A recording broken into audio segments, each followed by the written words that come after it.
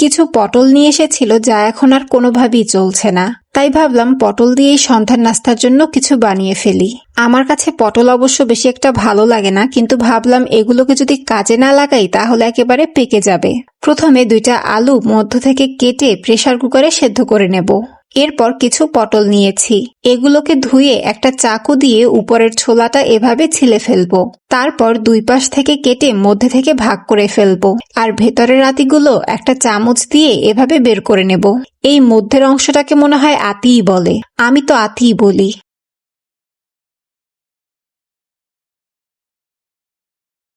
এগুলোকে কিছু মুরগির মাংসের সাথে নিয়ে পানি ছাড়া ব্লেন্ড করব। একেবারে কিন্তু মিশ করে নিয়েছি। আর আলু যে সিদ্ধ করেছিলাম তার ছোলা ছিলে একটা কাঁটা চামচ দিয়ে ভর্তা করে নিচ্ছি।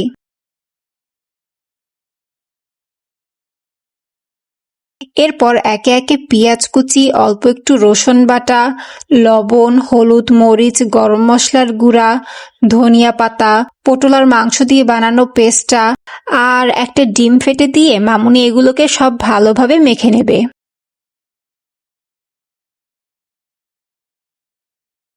তারপর আমি পটলের মধ্যে এই পুরটা এভাবে ভরে দিচ্ছি।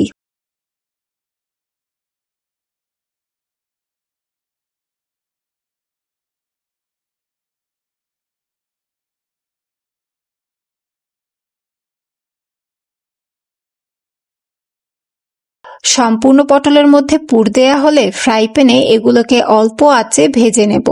অল্প আঁচে ভাজতে হবে যাতে পটলটা ভালোভাবে ভাজা হয়।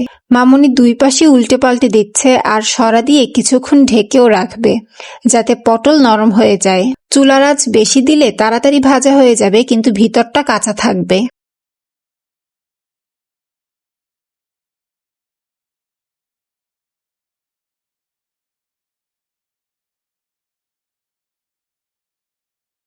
যখন এমন সুন্দর লালচে রঙের হয়ে আসবে তখন চুলা থেকে উঠিয়ে নিলেই তৈরি হয়ে যাবে পটল দিয়ে তৈরি একটা মজাদার রেসিপি।